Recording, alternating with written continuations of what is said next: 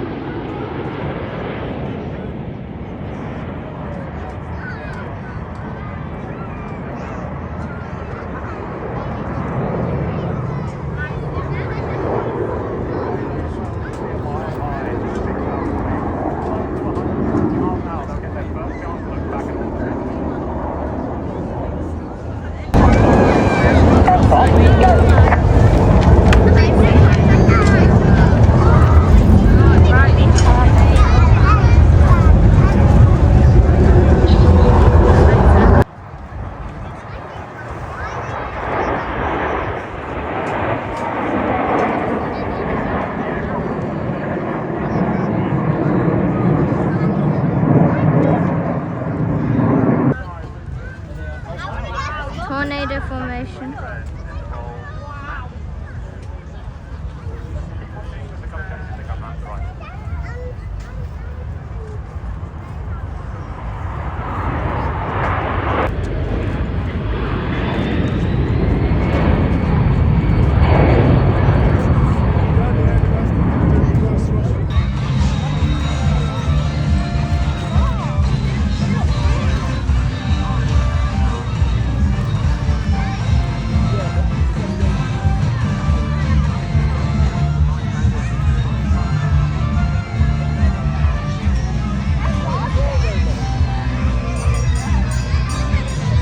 This capable, battle-proven aircraft, which this year celebrates 45 years of continuous service with the Royal Air Force.